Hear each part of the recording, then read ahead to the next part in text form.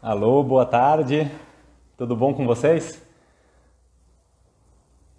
Hoje, dia 19 de agosto, 4h30 da tarde, aqui no Brasil, aqui no horário de Brasília. E a gente vai ter uma convidada muito especial hoje que vai falar diretamente de Lisboa.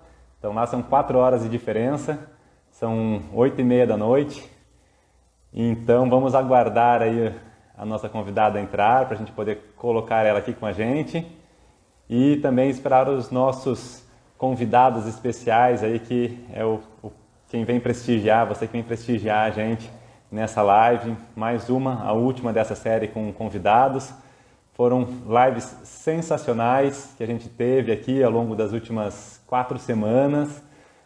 Tem sido muito bom compartilhar esse conhecimento, esse conteúdo, esse propósito aqui junto de outras pessoas que também se importam e também estão trabalhando aí para transmitir um pouco mais de conhecimento, de experiência sobre esse universo do desenvolvimento da criança, do desenvolvimento infantil e da relação das crianças com os pais e dos pais com as crianças.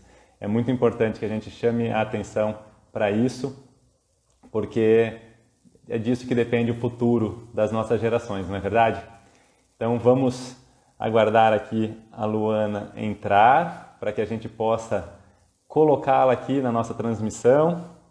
Enquanto isso, a gente vai recebendo aí quem já vai chegando. É realmente muito legal poder compartilhar esse conteúdo. Esse conteúdo tem ficado todo gravado no IGTV. Também estou colocando lá na minha página tem no Facebook, também está no YouTube. Então quem quiser conferir lá na minha página do YouTube, Sândalo Montserrabindo. Também todos os vídeos, todas as lives e outros conteúdos aí estão todos lá guardadinhos lá na minha página do YouTube também, tá? Então convido vocês aí a irem lá no YouTube e se inscrevam lá no meu canal, um canal que está começando, mas que promete aí trazer muito conteúdo de qualidade referente ao tema e também a outros temas aí do desenvolvimento humano.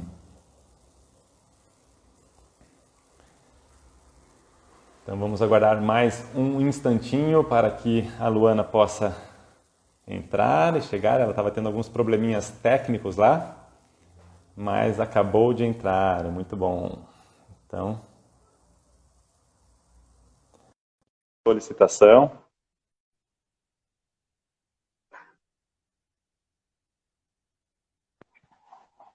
Olá, Luana. Tudo bom? Olá, Bom dia, boa tarde, boa noite, né? Dependendo de onde você está no planeta, boa né? noite.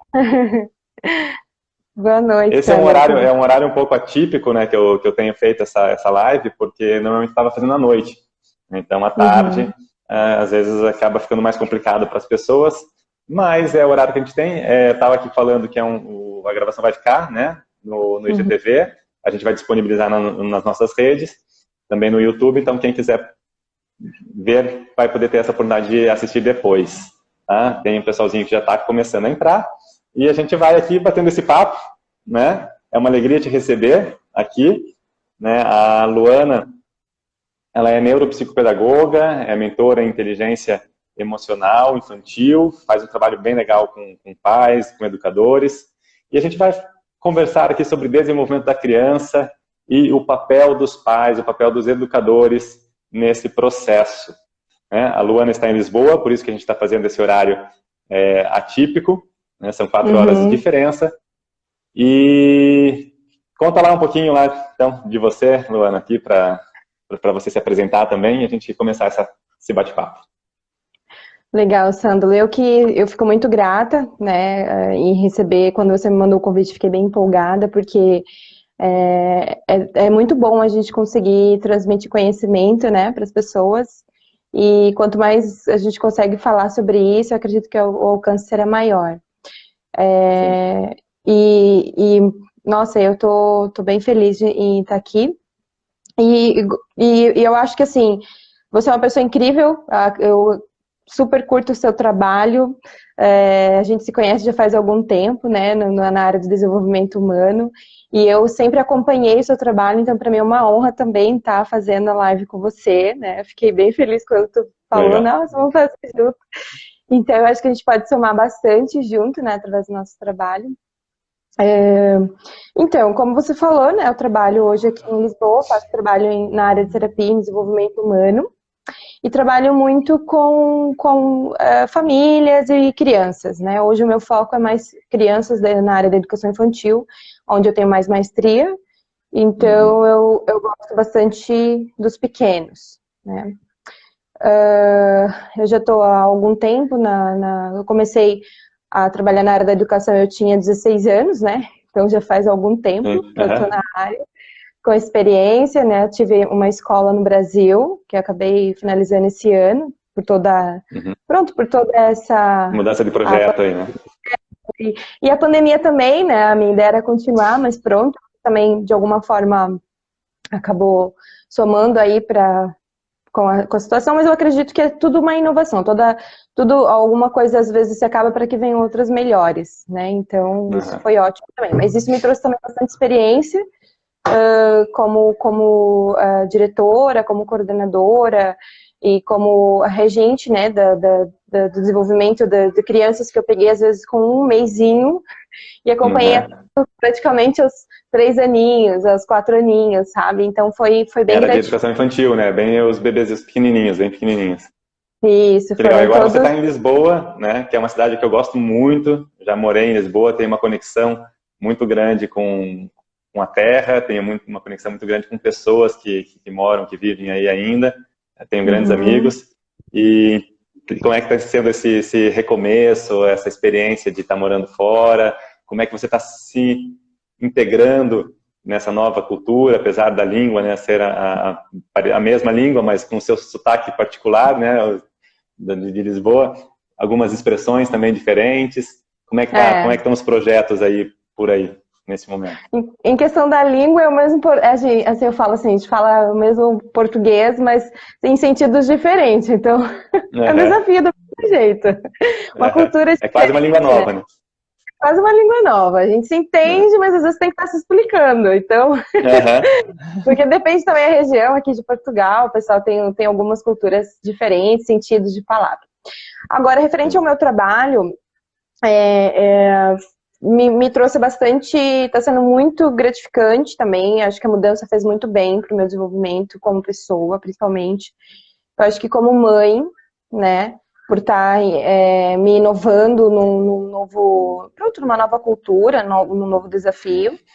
E, assim, a gente tem os desafios do desenvolvimento da educação e da infância, que eu acho que é mundial, assim, não muda muito, né?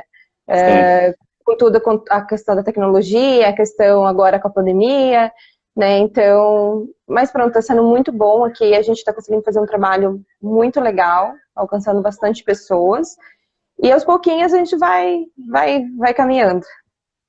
Que legal. O tema das lives, né, dessa série de lives que eu estava fazendo nessas últimas 4 semanas, é visões sobre uma educação consciente.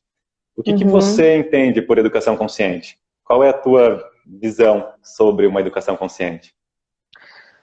A educação consciente, ela vem, eu pesquisei bastante até há algum tempo atrás, o que tinha no mercado hoje acessível às pessoas sobre o que era a educação consciente. E eu vejo muita teoria, né, muita coisa assim que na prática não é real. E é um grande desafio hoje você conseguir colocar essa teoria tanto da educação, do que a gente tem como educação, principalmente no Brasil, né, de base para poder trabalhar nas escolas. E então, assim, dentro do mercado a gente tem muito poucas pessoas que conseguem entender o que é a educação consciente, tá? Então, dentro dos desafios que a gente tem hoje, principalmente com toda essa fase de pandemia.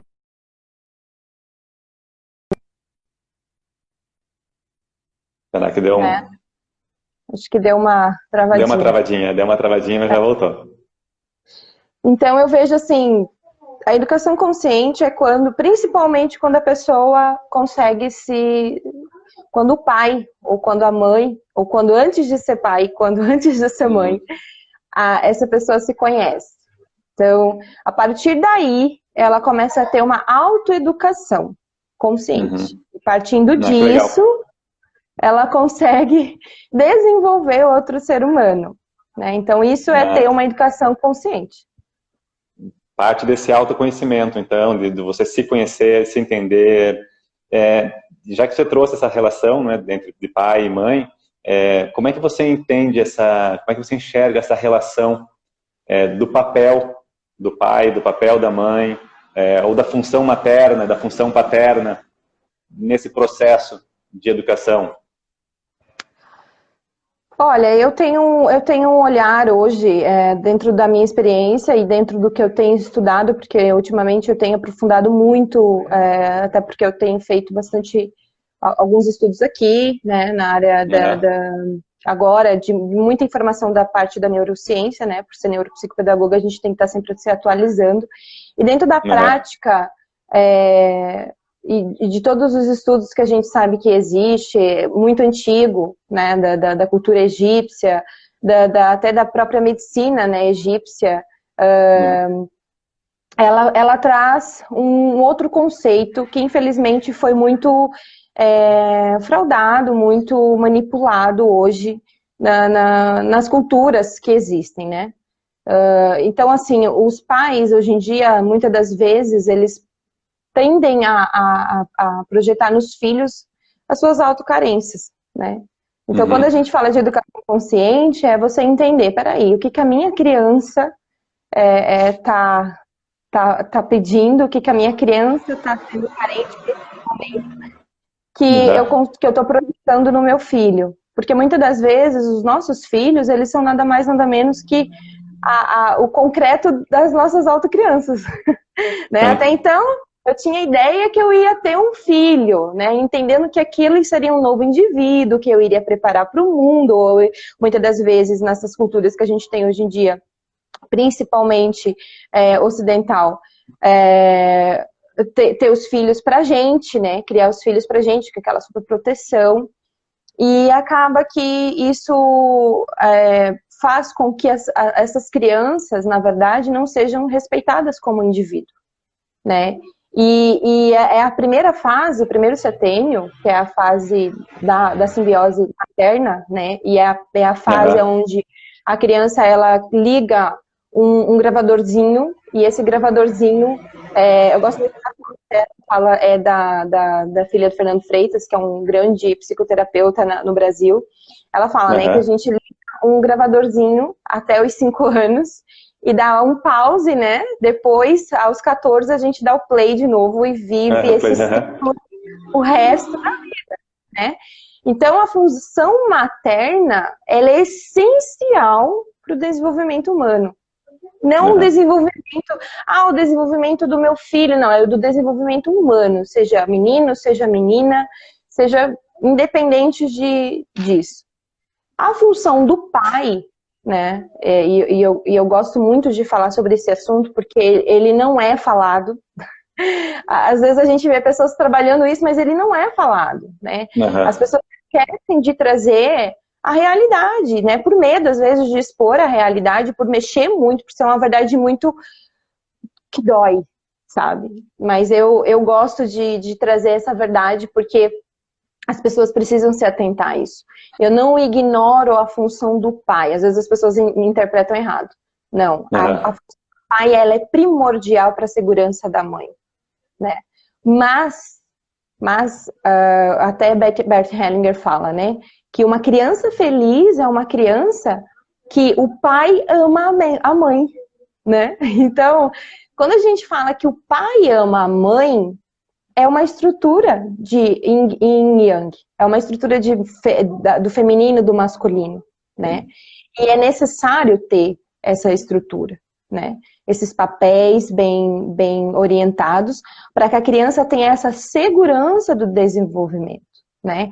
Então, a função da mãe, ela é extremamente ela é tudo na vida do ser humano que está indo, né?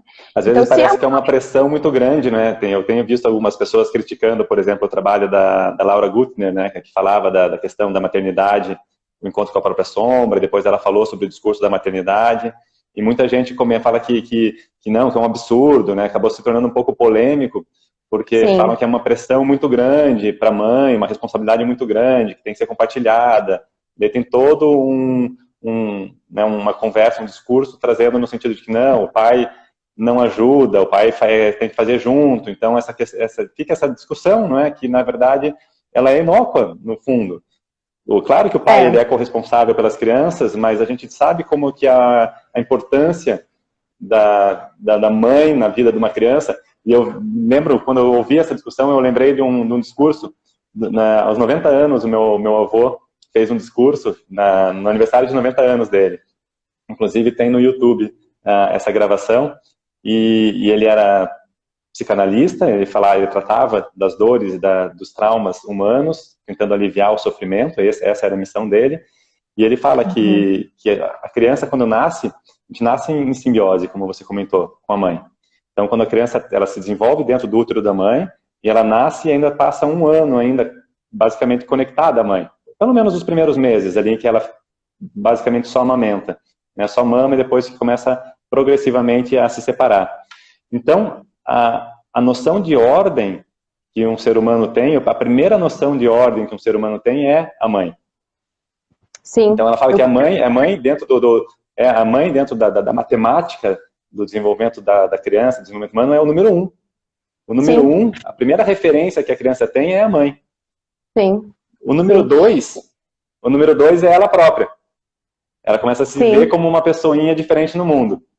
O número 3 seria o pai, seria a figura paterna, e o número 4 seria o restante da sociedade. Então, o 4 representaria as outras pessoas, né, além daquele núcleo familiar. E ele falava que para uma pessoa ter saúde mental, ele trazia daí para a matemática uma equação que você tem que ser 143/1, né, não /2. Né? Então, a mãe primeiro, os outros todos, a sociedade em segundo, o pai em terceiro e depois você mesmo. Sim. Esse que é o desenvolvimento saudável de um ser humano, na visão do meu avô, né, Dr. Paulo de Tarso, que aos 90 anos fez esse discurso trazendo essa relação da importância realmente da maternidade e depois da maternidade para a socialidade, né, para a socialização. Sim, que é mais ou menos isso que você trouxe agora. Bem legal. E muitas das vezes quando a gente vai, quando faço muito dos meus atendimentos e quando eu atendo crianças que a gente percebe que está sempre doente ou que está sempre com algum tipo de, com algum tipo de transtorno ou com algum tipo de distúrbio, a gente percebe que a estrutura está na mãe. A gente vai pegar, né, a gente resolve o problema da criança. Né? Por quê? Porque ela ainda porque eu mandei uma travadinha. Repete o que você falou ali, para que você resolve. Quando a gente trabalha com os adultos, né? Às vezes eu faço terapia com mulheres e enfim, adultos. E quando a gente pega isso, a gente vai sempre, assim, 99% é o tratamento com aquela criança interior referente à mãe, né? Igual você falou, a mãe é o primeiro amor daquela criança, né? É a primeira referência, né? Sim, e assim, muitas das vezes as pessoas ficam buscando amor em tudo porque não se sentiu amada pela mãe, né? Mas porque muitas das vezes aquela mãe também não foi amada como ela achava que deveria ser. E aí fica um padrão repetitivo dentro daquela família que desenvolve até doenças, né? Por essa falta da educação consciente, para você ver o quanto isso é extremamente importante para o desenvolvimento de qualquer pessoa, né? Porque ela precisa se sentir, a mãe precisa se sentir segura dentro do relacionamento com o pai, né? Porque o pai faz o papel do cuidador. E a mãe, se sentindo segura, ela tem essa paz, né? Ela está segura, ela está sendo amada, então ela consegue amar. Ela consegue ter paz para cuidar dos seus filhos, né? Mesmo que a mulher hoje em dia ela precisa se adaptar a todo o capitalismo, né, que existe hoje para a gente sobreviver, né, porque cada dia está cada vez mais caro a nossa sobrevivência. Quando existe esse equilíbrio, né, desse amor do pai para com a mãe, e a mãe consegue transmitir esse amor para os filhos, né? Uma coisa que eu gostaria de falar, principalmente nessa fase da função dos pais, é que as pessoas não sabem a seguinte situação. O primeiro setênio é um setênio que é a ligação da mãe, né? Isso dentro da medicina egípcia, né? É muito falado, muito tratado. Depois, essa ligassimbiose, ela é ligada ao pai, né? E a criança, muitas vezes, ela vai aos 6, 7 aninhos, ela vai para o primeiro ano, onde se inicia a fase escolar, onde ela começa a se inserir mais dentro do meio social, começa a ter suas relações, né? Tanto com a hierarquia, às vezes, da escola, com a rotina, né? Com os compromissos, responsabilidade. E aí, o que acontece muitas das vezes, né? A criança, ela passou a infância de mielinização neural da coluna vertebral, que é a fase dos 5 anos, com a insegurança da mãe. Quando ela vai tendo essa relação aos 6, 7 anos, que ela vai para o pai, peraí, ela passou a primeira infância todinha insegura, né? Lembrando que a base do desenvolvimento de qualquer ser vivo, sendo ele humano ou qualquer outro ser vivo, é a segurança, senão não há desenvolvimento. E isso eu digo até neuralmente falando, tá? A criança, ela só consegue desenvolver, então ela passou a primeira infância todinha sentindo essa insegurança, porque a criança, ela vive uma simbiose, então ela consegue sentir os mais íntimos sentimentos da mãe. A mãe não precisa falar, né? Nossa, mas eu nem falei isso perto dele, eu sinto que ele sente. Por quê? Né? Porque ele consegue... Porque ela sente mesmo. Realmente. Então, e ela vai pautando os sentimentos, o comportamento, tudo naquela mãe. Se aquela mãe está sempre frustrada com o relacionamento, se aquela mãe está sempre frustrada com a vida, né? Ela não consegue ser plena, ou tentar ser plena, né? Vive às vezes para os filhos. Não, eu vou viver para os meus filhos, né? Muito essa frase, né? Vou viver para os meus filhos, porque eles precisam de mim. E esquece que você precisa dela, viver primeiro. Esquece dela, para você, para que você seja o exemplo de vida para os seus filhos, né? Aí esquece do relacionamento, esquece do marido, esquece da vida conjugal, e aí é onde se perde tudo, porque a criança, ela vai viver a vida dela nessa segurança de exemplo de comportamento, né? Então, se a mãe vive uma rotina que ela não se cuida, né, que ela não se sente amada, que ela não trata dela, né, porque a gente ainda tem muito preconceito referente ao autodesenvolvimento através de terapias, da psicologia, né? Tem, não, eu não sou louca, não preciso de ajuda, né? Esse orgulho, né? E vive sofrendo esses ciclos e esses padrões, e percebem, às vezes, até na família, julgam os outros, mas não conseguem identificar em si mesmo, né? Só deixar um adendo. Transmite isso. Transmite isso para os filhos. Um adendo que eu vou deixar aqui toda vez que você vê o problema no outro, o problema é seu, né? Ele está dentro de você, né? Normalmente. A gente só consegue identificar o problema no outro quando a gente está aberto àquilo, né? Isso, até a física quântica comprova isso, né? Através da duplicidade, da parte energética corporal, a parte, da bioenergética de Lowen, né? Fala muito sobre isso. Sim. Então, a criança, ela vai se pautando em todos esses problemas. Quando ela chega lá aos 6, 7 anos, o que acontece? Ela tem que lidar com toda essa responsabilidade que não foi preparada, né? Muitas das vezes a criança, eu não vou deixar minha criança de 2 anos chorar, se frustrar, cair, levantar. Imagina, né? Eu vou deixar... É até feio, né? Assim, nossa, que né?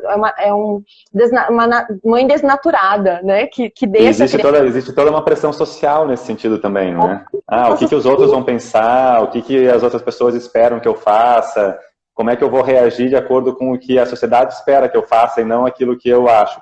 Nesse sentido, o que você acha que é importante, por exemplo, de um pai consciente, de uma mãe consciente, de um educador consciente, e buscar como conhecimento, como desenvolvimento, para poder atuar de forma mais assertiva, de poder influenciar de maneira mais positiva essas crianças? Você tem algum conhecimento específico, alguma habilidade, alguma coisa que esses pais possam de fato ir buscar para que eles estejam mais preparados para esse processo?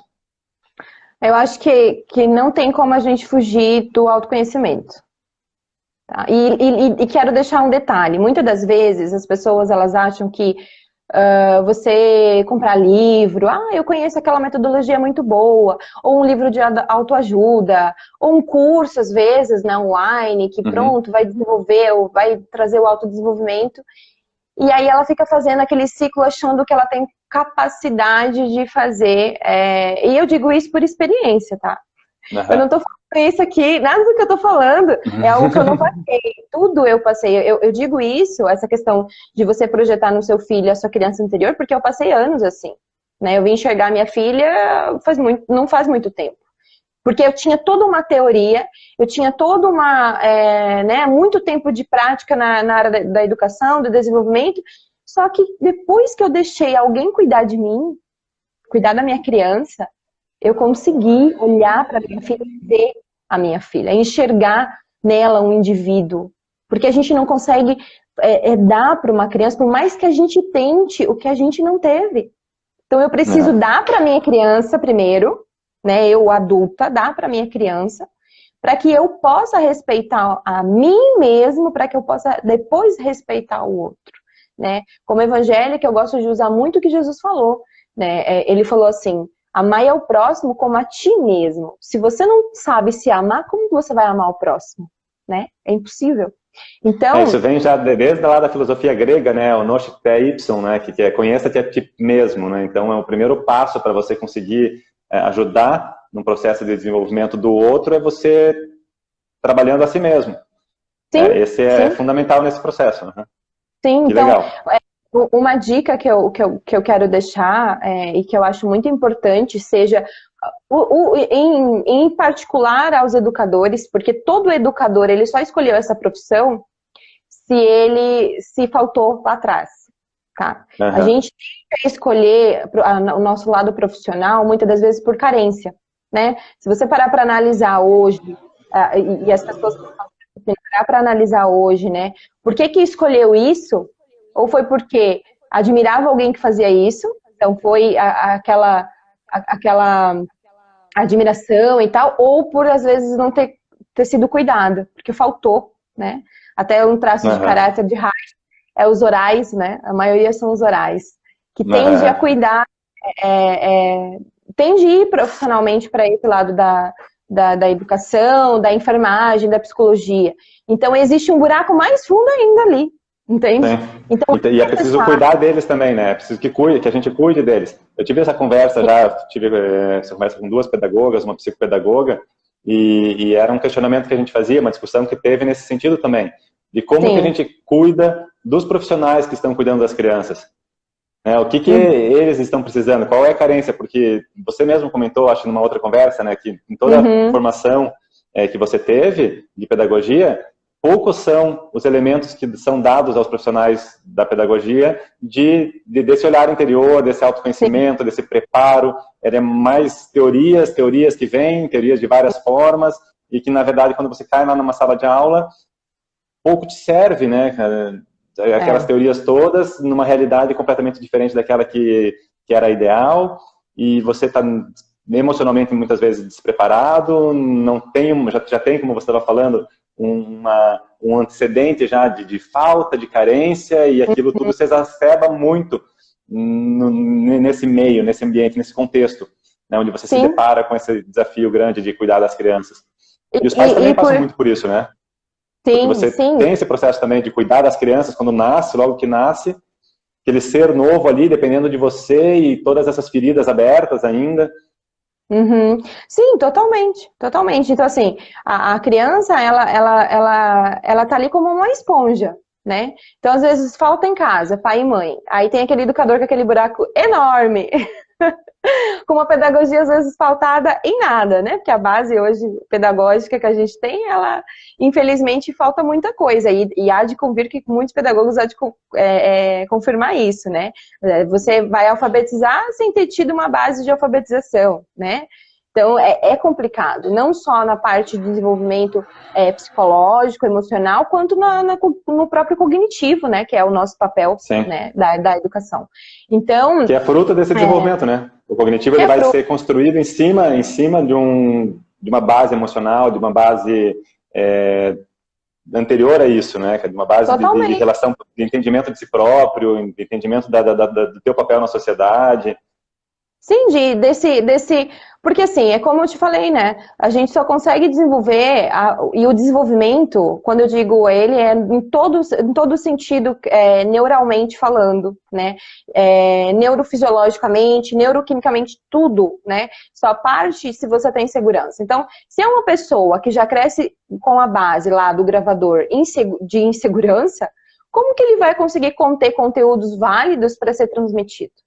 Né? Ele vai ter uma base, ele vai ter uma certa teoria, mas na prática ele não vai conseguir desenvolver com maestria, né? E ele vai ficar naquela falta, e é por isso que hoje muitos, né, profissionais que se aposentam na área educacional tomando um antidepressivo, às vezes com uma enorme, vários problemas de saúde, né, e dando graças a Deus de ter se livrado, sendo que o desenvolvimento de outro ser humano tem que ser uma dádiva, uma felicidade, né, são poucos hoje os profissionais que a gente encontra no mercado que trabalha feliz, né, entusiasmado, alegre, né, por quê? Porque a gente... Principalmente no público, né? Mas em todas as áreas, sim, mas principalmente a gente fala às vezes de uma realidade, né? Você viveu aqui, foi em Camboriú, onde que foi que você tinha escola mesmo? Era em Camboriú, Itajaí? Santa Catarina, em Itapoá. Santa Catarina, em Itapoá, que é uma cidade pequena ainda, mas se a gente vai para os rincões aí do Brasil, a gente vê uma realidade muito diferente daquela que a gente vê aqui no sul, principalmente, né? Em Curitiba ou em outras cidades que tem um pouco mais de estrutura. Sim, sim. Infelizmente a gente já vem aí numa decadência muito, muito grande, né, do desenvolvimento do ser humano, então isso se reflete em todas as áreas, principalmente a educacional. E também, quando a gente fala sobre a pedagogia, a gente também lembra da falta, a base teórica não é a base aplicada em sala de aula, né? Então não adianta a gente falar, fulano e Beltrano me deu, né? Você não tem hoje nenhum norte, assim, para se dizer, né? Quando a gente vai para o cognitivo, vamos ver o que esse cara fez que eu consigo fazer igual.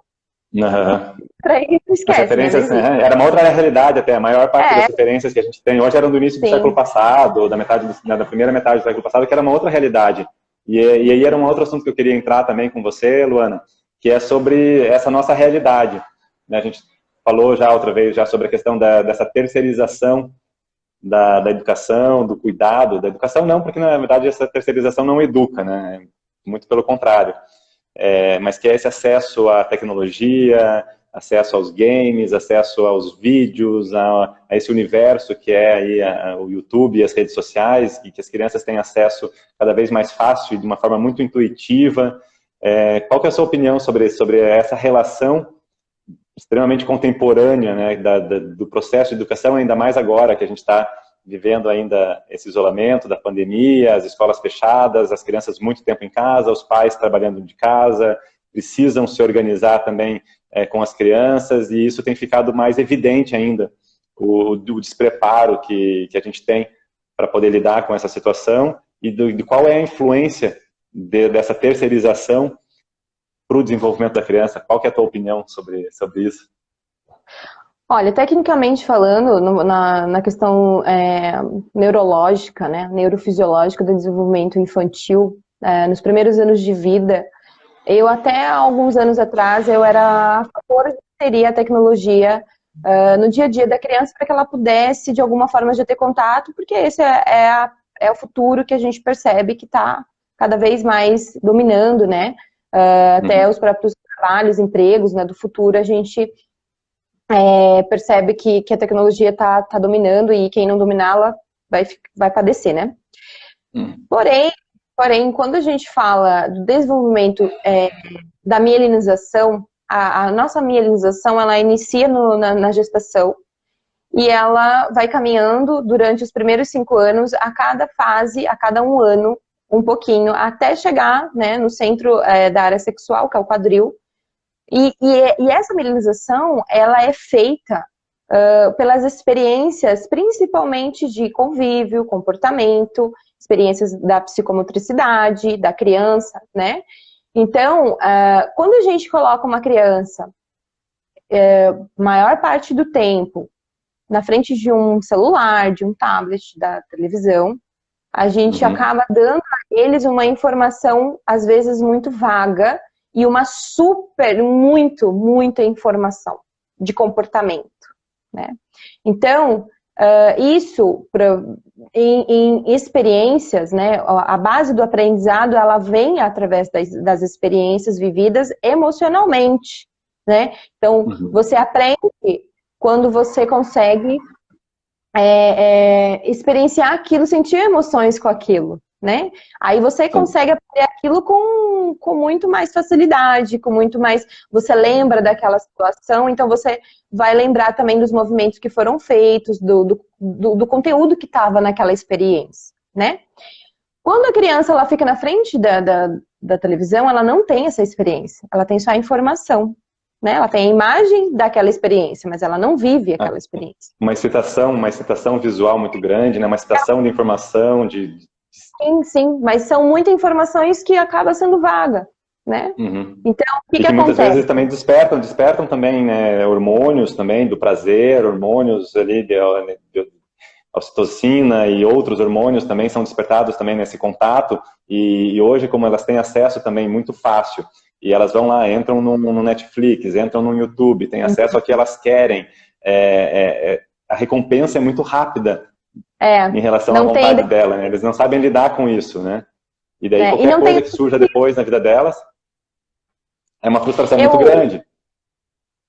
É uma frustração muito grande, e uma das coisas que eu percebi, isso é de uma forma bem empírica, tá? Eu não tenho nenhuma base hoje científica que comprove essa minha visão, mas como neuropsicopedagoga e dos atendimentos que eu tenho feito e do índice de crianças que vêm apresentando distúrbios, né, transtornos, principalmente TDAH, principalmente o autismo, o que é quando a gente vai estudar, né? Ansiedade, né? A ansiedade infantil está muito grande. Depressão infantil, muita. Depressão infantil, o que acontece?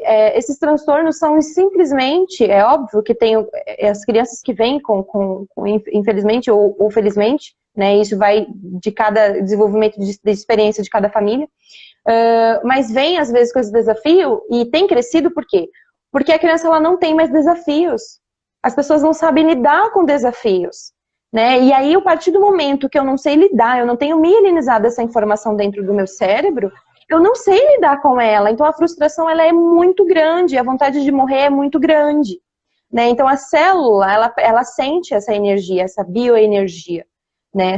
Todo o nosso corpo sente. Então, ela começa a criar doenças. Ela começa a engordar, né? Crianças hoje em sobrepeso, tem muita criança com sobrepeso. E é interessante, né? nesse aspecto, né, Luana, que durante a primeira infância e até certo ponto até a própria segunda infância, a gente mais ou menos que consegue controlar um pouco. Só que quando chega na adolescência, isso estoura, né? Então a gente está vendo um movimento muito grande aí de adolescentes que estão com problemas gravíssimos. E a sociedade começa a preocupar um pouco a sociedade de uma maneira um pouco mais intensa. E é interessante a gente saber e entender que o que acontece na adolescência não é um fenômeno da adolescência. Ela é consequência de algo que está acontecendo, que já vem acontecendo desde a primeira infância. Que vai na adolescência que vai vir à tona. E aquilo como se fosse uma panela de pressão. Quando chega na adolescência, que a estrutura neurológica dela começa a se reestruturar, não é? A ter um novo formato, uma construção da identidade, ela ter essa pressão da sociedade também perante aquilo que a sociedade espera dela, e se integrar, e o senso de pertencimento também dela em relação ao grupo em que ela está inserida, ou da rejeição que ela tem nesses grupos, isso tudo chega na adolescência e isso estoura, isso explode. Sim. Mas isso já é consequência de um caminho que foi percorrido e que, de repente, haviam sinais ali que os pais e os educadores não estão se atentando. Sim, totalmente, totalmente. Às vezes fala assim, mas eu dei tudo pro meu filho, né? Eu fiz de tudo por ele, eu não sei por que hoje ele não me dá ouvido, né? E aí fica aquela questão, por que será que aquela criança não te dá ouvido, né? Primeiro, porque às vezes faltou o exemplo, né? Às vezes eu falo, mas não faço, né? Eu cobro, mas eu não sou. Então, se você não tem... Porque a autoridade, ela vem através da sabedoria. E a sabedoria, a verdadeira sabedoria, que é a tradução do latim, é a experiência. Então, eu vivi isso e eu consigo dizer para você que é assim porque eu vivi isso, né? Aí, muitos dos pais, por vir já também de uma geração que, infelizmente, também já está bastante doente, acaba não conseguindo dar isso para a criança, né? Viver essa experiência e aí criar uma autoridade de pai e mãe. Então, se eu não tenho autoridade, eu não consigo com que essa pessoa, e qualquer pessoa, em qualquer setor, em qualquer área profissional, sem essa autoridade, consegue impactar, consegue ter resultados, né? Então, quando a gente fala da tecnologia, a gente percebe muito, a tecnologia ela não tem esse grau comparativo para a criança, né? Tá todos os dias ali, a PNL é isso, né? A base, a tríade da PNL é essa, né? Você ter todos os dias um ambiente de intimidade, né? Com algo que você conhece, né? Então, você tem uma televisão todos os dias aqui. Eu nasci numa casa que eu já tenho a televisão acessível para mim, né? Minha mãe, às vezes, deixa ali aquele bebezinho pequenininho, às vezes, ouvindo aquele som, aquela informação, e já cresce com aquilo ali. Então, para mim já é normal. Aquele estímulo todo, né? Já é normal, né? Os meus pais não são autoridade, né? Porque só me cobram ou me dão tudo o que eu quero, mas, na verdade, eles não são autoridade porque a criança deles também não foi atendida. Qual que é o grau que eu tenho da tecnologia? Total, né? E a própria televisão, ou a própria tecnologia ali, em qualquer instrumento, né, celular, tablet, enfim, ele serve como um pilar para essa terceirização, né? Por quê? Porque eu não tenho um grau, aquilo ele tem autoridade, não tem autoridade, ele faz o que ele fala. Não vai. É uma coisa neutra, né? Eu costumo falar que não é bom nem ruim. Ela é neutra em si, como essência. A maneira como a gente vai utilizar ela é que vai fazer com que vai ser prejudicial ou benéfico em relação àquilo que a gente está buscando. Isso, e daí o que acontece? Quando a criança cresce, chega à adolescência, que vem esse boom de hormônios, né, e me inserir nessa sociedade com muito mais responsabilidades, né, sempre esse grau comparativo que as pessoas usam, né, para estar sempre comparando, porque fulano é assim, por que você não é assim? Né, porque se fulano é assim, né, então vem essa cobrança muito intensa, junto com a necessidade também, a segunda fase amorosa, né, platônica, e às vezes até a ação dos hormônios, né, onde eu preciso criar uma certa identidade para que eu possa me relacionar, né, e isso na questão também de pares, né. Então, quando tem essa tecnologia desde cedo em casa, ali todos os dias, criando esse estímulo comportamental, porque a criança, você pode ver, né? Os pais que estão a me assistir, eles vão confirmar. A criança, quando ela começa a assistir muito um desenho específico, ela começa a fazer tudo que é igual ao desenho, né? Ela começa a se comportar como desenho, como aquele personagem, né? E só que assim, o que está na televisão não é uma realidade da vida, né? Não expõe a criança a fio, para tempo que eu preciso criar essas informações para me helenizar nos primeiros anos da vida, e eu não tenho essas experiências do desafio, né, para me helenizar neuralmente essas sinapses para que eu possa usá-las futuramente, né? E só nessa fase. Então, a criança fica ali, guardando informação, não tem a vivência, não tem a frustração, não tem o desafio, né? Não se cria um caminho de desafios ao grau da criança, né? Sempre aquela hiper mega proteção, né? O medo sentido. Agora a fase A culpa, né? A culpa. A culpa, A né? culpa. Uhum. Filho, preciso trabalhar, preciso, enfim, tudo. Mas sabe por que que acontece isso? Né, eu vou falar. Abre o jogo, aqui não precisa esconder nada, não. Porque muitas das vezes a criança, ela só traz à tona a sua criança. Então, a pessoa, ela não quer lidar com aquela criança. Ela não quer ver que ela precisa lidar com aquela emoção, ela precisa lidar com aquele desafio que ela não viveu. Da criança interior dela própria, né? Dos próprios pais, do próprio adulto. E isso, aí o que ela faz? Ela não consegue lidar com aquilo para ensinar, porque ela não tem para dar. Então o que ela pega? Ela, então vamos colocar aqui na televisão que é mais fácil, né? Ou vamos dar o celular que ela fica quieta, que daí eu não sei lidar isso com essa birra, ou com essa necessidade, ou com essa emoção, e aí, tipo assim, se eu der a televisão, pronto, fica mais fácil, entende? Então ela foge, ela passa a infância toda fugindo, né? Então esse é o resultado. Isso vai se perpetuar, né? Daí a gente entra no assunto aqui que eu quero tratar, que é o último ponto que eu quero trazer para a gente discutir, a gente conversar um pouquinho mais. Então, como a gente conversou, existe essa programação parental, que é a influência que os pais têm nesse primeiro 5, 6 anos de vida da criança, nesse primeiro setênio, que é onde ela está passando por esse processo de melinização e seus comportamentos, o seu caráter, a sua personalidade está sendo moldada. E a gente tem também a pressão da sociedade depois, né? A pressão da sociedade tanto em cima das crianças mais velhas, quanto também dos pais, que estão ali fazendo o seu trabalho e muitas vezes sem saber exatamente aquilo que estão fazendo. Como despertar para a quebra de padrão? Como que a gente rompe esse padrão, né? Como que eu acho que tem muito a ver com aquilo que a gente está tratando, que é essa educação consciente, trata disso. Trata da gente pensar sobre, da gente ver o que a gente está fazendo, o que a gente gostaria que fosse, e como que a gente vai quebrar padrões, os padrões que estão estabelecidos, que já vêm de família, ou que vêm da sociedade também. A gente tem aí, a gente sabe que existem muitos padrões que são impostos, mais ou menos, ou se não totalmente artificiais, né, como a sociedade de consumo, uma sociedade materialista, uma sociedade hedonista, né, que vive pela busca do prazer. Como que a gente quebra esses padrões, mesmo estando inseridos nessa situação, nesse contexto, sabe? Eu acho que essa é uma questão importante, né, da gente trazer à tona aqui. O que você sugere para a gente começar a quebrar padrão?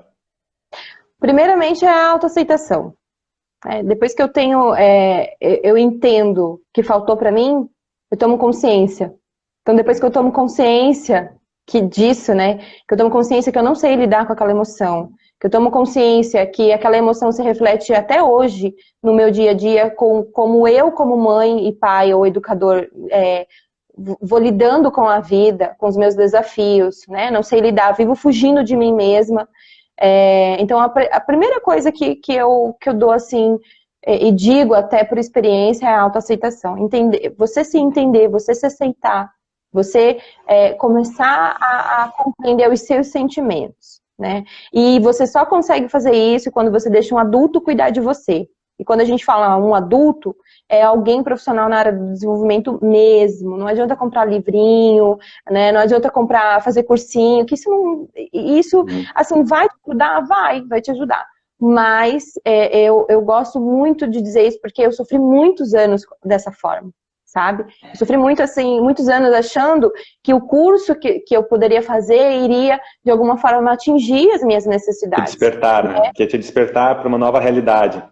Como que eu, profissional da área, tanto tempo educando, como que eu ia aceitar, né? Tipo assim, assumir que eu era assim, né? Era difícil para mim. Mas enquanto eu não entendi isso, enquanto eu não aceitei, né, que é um desafio para todos nós hoje em dia, com um nível de régua elevado, né, que a gente tem hoje na sociedade, de cobrança, né, você tem que dar conta, né, o filho é seu, aquela coisa toda, né, excelência, necessidade de excelência, porque o pai dentro da pessoa cobrando, né, a excelência do filho, então fica aquela voz de necessidade de excelência, principalmente para as mães, né, então fica sempre isso, e a pessoa não se dá essa chance, né, de se conhecer. Então, essa autoaceitação, esse autoconhecimento.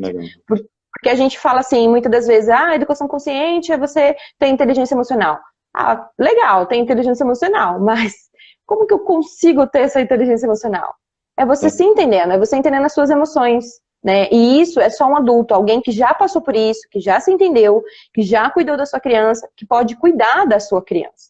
Porque muitas das vezes a gente tem muitos psicólogos, muitos terapeutas que ainda não se deram, não se deixaram, não se permitiram cuidando de outras crianças. Nem os próprios, né? Nem os próprios. A Cíntia está falando aqui, a Cíntia Manfredini, ela sempre participando aqui das lives, ela está falando que justamente que todos os pais, e não só os pais, os profissionais também que lidam com crianças, deveriam passar por esse processo terapêutico. Sim, deveria ser até, por que não, né? Já deixar aqui uma sugestão, talvez, cadeira da própria cátedra, né? Da própria disciplina de pedagogia, né? Ter um processo, assim como eu acho que na psicologia tem, né? Eu acho que os alunos de psicologia passam por processos terapêuticos ao longo do curso, se eu não me engano. Não sei qual é a efetividade disso, mas por que não os profissionais da educação também, né? Sim, e a proposta que nós tivemos até há 2 anos atrás, se eu não me engano, da proposta do ensino aí dentro do Brasil, veio com a ideia que seria a inteligência emocional no currículo escolar. Só que aí quando veio essa proposta, peraí, mas como assim? Como que eu vou inserir inteligência emocional para os meus alunos se nem eu tenho? Né? Aí ficou esse QI, né? Tipo assim, peraí, e agora? O que eu faço, né? E aí ficou esse déficit muito grande, né, da pessoa. E aí até, assim, foi uma proposta da BNDES, mas pronto, não foi, né? Não vingou, não avançou muito. Então eu vejo assim, que até as escolas, pelo fato de estar dentro dessa régua enorme colocada, pelos próprios pais, pela própria sociedade, né? Eu tô pagando, ou eu quero que seja assim, e o medo, né? Só que esse medo, ele só cresce, ele só se torna cultura dentro das escolas se a própria escola tem essa carência, né? E muitas das vezes existem, como eu disse, né? Os profissionais que vai para a área da educação, ele tem essa necessidade e acaba tendo sempre que ter essa aprovação de outras pessoas, né? A pessoa nem sabe o que ela está fazendo muitas das vezes, ou ela até sabe, mas na teoria, mas não na prática, e fica naquele jogo de cintura difícil, né? Então, as pessoas elas precisam entender, não, mas peraí, não é assim, né? A partir do momento que o senhor vem aqui, saber lidar com os pais é quando você sabe lidar consigo mesmo, né? Porque por mais que o pai chegue, muitas das vezes, impondo questões, impondo, enfim, infinidades de crianças, você consegue olhar para aquela situação e mostrar para o pai que o problema não é a escola, né? Que não é a estrutura, mas que é a falta, ou às vezes o excesso, né? Que o pai às vezes está dando ali ou deixando de dar para o filho, né? Mas isso de uma forma muito bem sutil, né? Porque muito às vezes as pessoas têm dificuldade de ouvir essa verdade escancarada. Às vezes, muitas vezes a pessoa acaba criando mais barreiras, né? Para não ver aquelas dores, aquelas feridas. Sim. Então, nessa perspectiva, né? Quais seriam aí os grandes desafios da educação hoje? Da educação parental, da educação das crianças, então, já trazendo quais são os grandes desafios, a gente sabe inúmeros que são, né, é uma infinidade, mas na tua visão, quais são os principais desafios e que estão aí na nossa realidade e como superá-los? O que você pode contribuir nesse sentido? Na questão do desafio educacional, a gente tem muito essa questão da tecnologia muito cedo, né? Então, quando a gente volta ali um pouquinho na questão da tecnologia, inserir a criança a esse tipo de estímulo, né? A radiofrequência é prejudicial, né? Hoje, há muitos anos eu defendi, mas hoje eu entendo que isso não é bom, não é saudável, né? A gente sabe que até quem cria a própria tecnologia não coloca os seus filhos em escolas que têm tecnologia, né?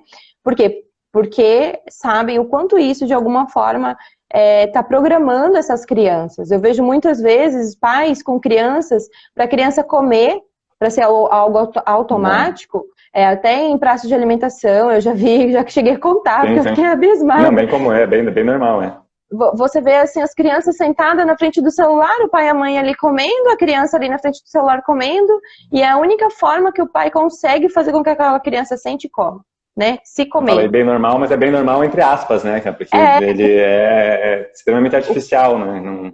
E se tornou normal, né? Infelizmente. Então a criança... Tem essa questão, né? Que quando você está ingerindo a comida, você está assistindo alguma coisa, você está ingerindo aquela informação também, né? Então você está em dois processos de ingestão.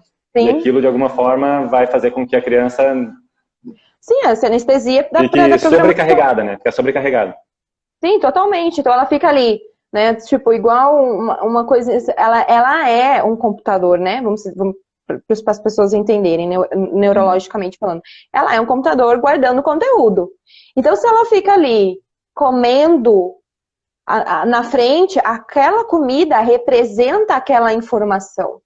A internalização daquele conteúdo, daquele comportamento, a energia que tem aquele desenho, né, muitas das vezes, e também tem a questão do que os pais incentivam os seus filhos a assistirem, muitas das vezes tem a ver com a própria criança que está ali dentro, né, então se o filho a assistir, às vezes, um desenho que a criança, o personagem é rebelde, às vezes maldoso, é porque muitas das vezes é o ego da perversidade do ser humano que ele não consegue enxergar, do próprio pai, às vezes não consegue enxergar, ou um trauma que ficou, às vezes, do próprio tratamento que a criança teve com outro adulto, ou com um irmão, ou com um filho, que não soube lidar. Então fica incentivando, né, até as escolhas dos desenhos ou das coisas que você dá para o seu filho, você tem que se perguntar, né? Então, o que pode e o que não pode, né?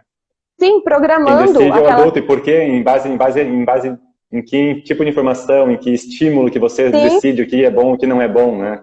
Pois, é isso, né? Então, quando eu fico ali alimentando aquela criança, fica na frente da televisão, infelizmente se torna internalizado. Vai internalizar, vai mielinizar e ela vai usar aquilo para a vida, só que aquilo não é real. E daí, quando eu lido com o real, né? Quando eu lido com as emoções que eu não vivi, como é que eu faço? Né? Onde o meu sistema vai, né? Meu sistema vai recorrer a informações, não tem nada. Não teve desafio, não teve frustração. Chega ao extremo daí da pessoa querer tirar a própria vida, ou se achar, que não devia ter vivido, e que é o que a gente está observando muito aí, infelizmente, né? Esse aumento dramático aí, drástico e dramático dessa realidade que a gente tem observado aí nos jovens. A gente tem mais 5 minutinhos, né, Luana? A gente tem mais 5 minutinhos. Então, voltando ali no que como superar esse desafio, Então, essa questão dos superar desafios, eu acho que vem dos profissionais e dos pais do autoconhecimento.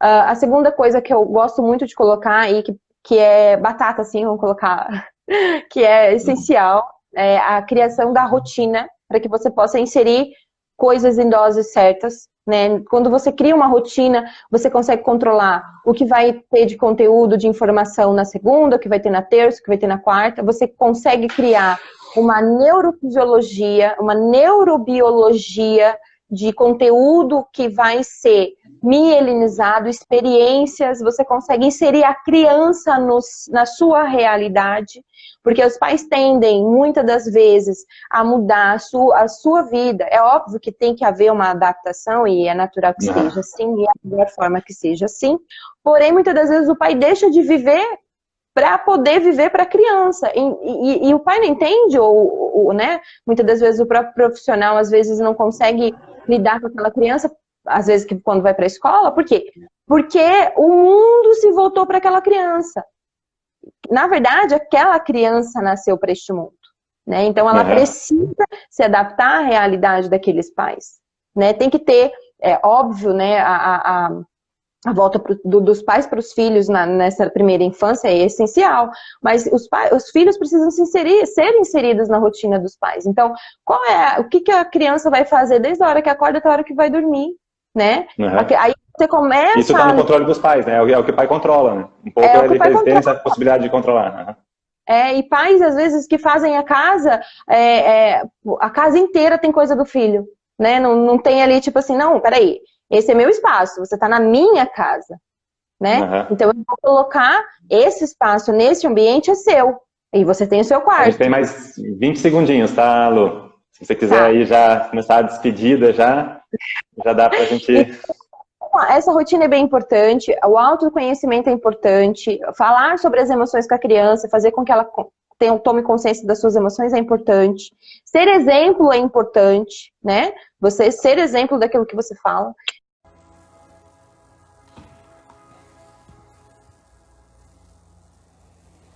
Vamos voltar aqui então com a Luana Mello, tá? Só para despedir, fazer aqui a nossa intervenção final e poder fechar aqui esse vídeo. Quem quiser entrar, seja muito bem-vindo novamente, quem for entrando, para a gente poder... Então...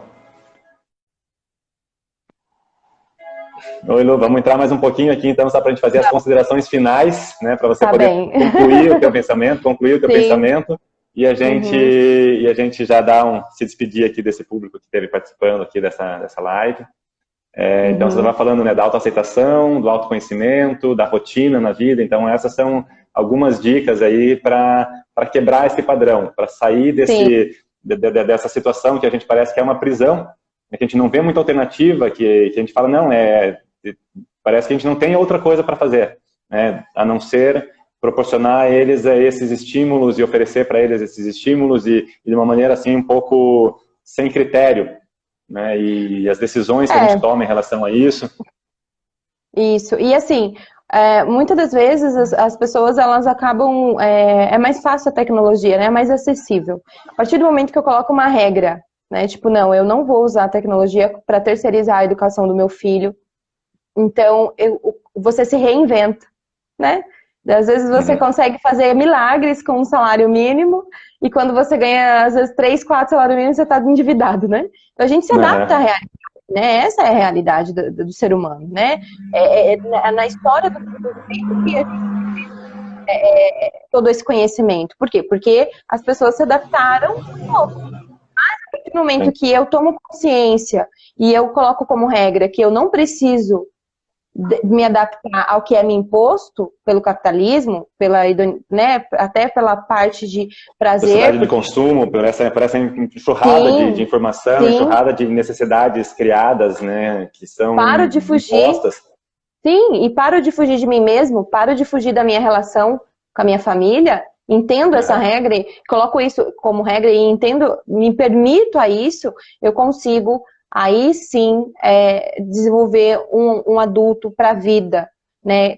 Colocar ele para a vida, criar responsabilidades ao seu nível desde muito pequeno, né? E aí quando ele chega aos 7 anos, ele consegue ir para a vida, né? Se desenvolver, ter relações, saber as regras do outro e conseguir se comprometer com elas, criar autorresponsabilidade, né? Consegue dizer não àquilo que ele acha que ele não é capaz, né? Não está sempre exposto a tudo e a todos, que esse é um dos desafios que a gente tem hoje, né? Até na questão de abuso, e quando eu falo de abuso não é só sexual, mas é até social e de tratamentos e maneiras. Então, quando eu entendo que eu tenho uma rotina e nessa rotina tem regras que eu me reinvento, é muito mais fácil depois eu ir pra... Eu faço ter sinapses, né, neurais e caixinhas lá dentro de mim, do meu eu, para que eu possa recorrer a essas informações emocionais e cognitivas, né, porque a rotina ela traz esse estímulo cognitivo, principalmente, né, de variáveis, coisas que você pode inserir a rotina do seu filho, na segunda música, na terça educação física, na quarta, enfim, né, você pode estar ali colocando coisas para aquela criança, um pouquinho de cada coisa todos os dias, né, pautar a tecnologia, você ter horário para aquilo, né, e mostrar para a criança que é muito mais divertido vivê-las do que só assisti-las, né? Então, para mim, para mim são essas as dicas. Eu fico bem, é importante feliz. Ressaltar, né, Luana, que isso não é fácil, né? Ninguém está falando que isso é fácil, que isso é simples. Muito pelo contrário, às vezes é mais difícil, né? Como você mesmo disse, às vezes deixar a televisão ligada, dar o celular é mais fácil. Mas a gente não está aqui apostando no caminho mais fácil, né? A gente está aqui, de fato, apostando no caminho mais difícil. E o caminho mais difícil é o que tem um resultado também mais desejado, né? Se as coisas fossem fáceis, se a gente fosse só pelo caminho fácil, também ficaria um pouco o que seria, né? A gente buscar o caminho difícil, às vezes, é o desafiador, é o que vai nos levar para o caminho para onde a gente quer chegar de fato, né? Na verdade, assim, eu não digo nem que é o caminho mais difícil, eu acho que é o caminho mais leve. Não que ele seja, nossa, super de boa. Não, não é. É um caminho mais leve. Por quê? Porque você tem a consciência de cada coisa que você está inserindo naquela rotina.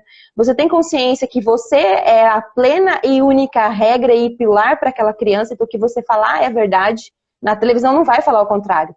Né? Eu conheço os pais que vêm em mim, mães que falam para mim assim, meu filho tem 3 anos, ele disse que eu não posso bater nele porque a televisão disse que eu não posso bater nele. Que ele vai chamar a polícia para mim.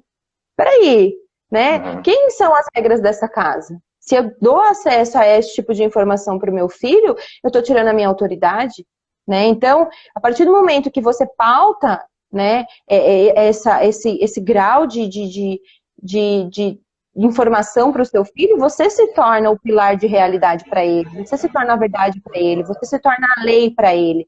E os pais são leis para os seus filhos, né? Isso hoje que vai dar segurança, né? Vai impor limite, vai dar segurança.